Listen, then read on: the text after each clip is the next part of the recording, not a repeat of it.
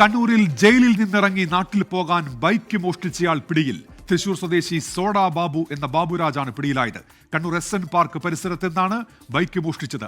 Unmesh, soda Babu എന്നറിയപ്പെടുന്ന തൃശൂർ സ്വദേശിയായിട്ടുള്ള ബാബുരാജ് ഒരാഴ്ച മുമ്പാണ് കണ്ണൂർ സെൻട്രൽ ജയിലിൽ നിന്ന് ജയിൽ മോചിതനായി പുറത്തിറങ്ങിയത്. അയാൾ കാപ്പ കേസ് പ്രതിയായി ജയിലിലടക്കപ്പെട്ട ആളാണ്. അങ്ങനെ ജയിൽ മോചിതനായതിനു ശേഷം ഇയാൾ നാട്ടിൽ പോകുന്നതിന് വേണ്ടിയാണ് കണ്ണൂർ SN പാർക്കിന് സമീപം നിർത്തിയിട്ടിരുന്ന ഈ ബൈക്ക് ഇയാൾ മോഷ്ടിച്ച ബൈക്കിലാണ് ഇയാൾ നാട്ടിലേക്ക് പോയത്. തുടർന്ന് ഈ ബൈക്കിന്റെ ഉടമ പോലീസിൽ നൽകിയ പരാതിയെ തുടർന്നാണ് CCTV ദൃശ്യങ്ങൾ പോലീസ് പരിശോധിക്കുകയും ഈ സോഡ ബാബുവാണ് ഈ ബൈക്ക് മോഷ്ടിച്ചതെന്ന് പോലീസ് സ്ഥിരീകരിക്കുകയും ചെയ്തത്.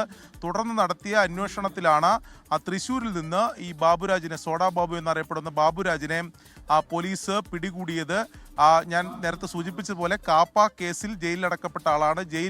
ഒരാഴ്ച മുമ്പ് ജയിലിൽ നിന്ന് പുറത്തിറങ്ങിയ ശേഷമാണ് ഈ മോഷണം ഇയാൾ നടത്തിയത്.